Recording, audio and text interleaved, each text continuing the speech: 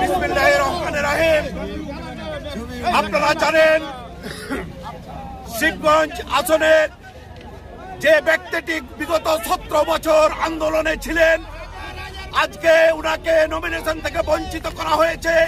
আজকে শিবগঞ্জের জনগণের প্রশ্ন যে শিবগঞ্জে যে ব্যক্তিকে 8 বার নমিনেশন দেওয়া হয়েছে, সেই ব্যক্তি আর কত নমিনেশন চাই?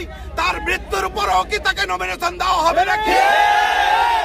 যেই ব্যক্তি এই শিবগঞ্জের মাটিতে এক সময় পল্লী বিদ্যুতের ঘটনাকে কেন্দ্র করে 17 জন ব্যক্তিকে এই শিবগঞ্জের মাটিতে হত্যা করা হয়েছিল, সেই ব্যক্তি আর কতবার নমিনেশন চাই?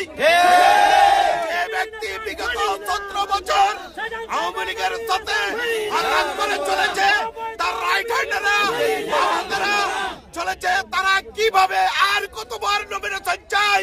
আজকে যদি ঢাকার মাটিতে মুগ্ধ নিহত হওয়ার কারণে যদি স্নিগ্ধকে নমিনেশন দেওয়া হয়, তাহলে শিবগঞ্জের মাটিতে সেতাউরের বাড়িতে এই জঙ্গি নাটক সাজিয়ে তার পুরো পরিবারকে ধ্বংস করে দেওয়া হয়েছে। সেই সেতাউর আজকে এই সাইন্স জগতের পক্ষে নমিনেশন চাইছে। আপনারা সকলে শিবগঞ্জের জনগণের, শিবগঞ্জের সাধারণ ভোটারদের আকাঙ্ক্ষা যদি পূরণ না করেন, তাহলে এই শিবগঞ্জের সিটের কি হবে? শিবগঞ্জের জনগণ আর দায়ভার নিবে না। আমি বলতে চাই, কেন্দ্রের নেতৃবৃন্দ, আপনারা সঠিকভাবে তদন্ত করুন। তদন্ত করে দেখুন শিবগঞ্জের মানুষ কি চায়। শিবগঞ্জের মানুষ যা চায়, তারা চায় নতুন মুখ, তারা চায় পরিবর্তন। তারা এই পরিবর্তনের জন্য সায়েন্স জগৎকে বেছে নিয়েছে।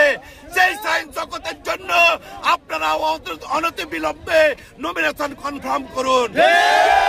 শিবগঞ্জের জনগণের দাবি না মানলে শিবগঞ্জের জনগণ এই সিটের দায়িত্ব নিবে না। এই বলে আমি আমার সংক্ষিপ্ত বক্তব্য শেষ করছি।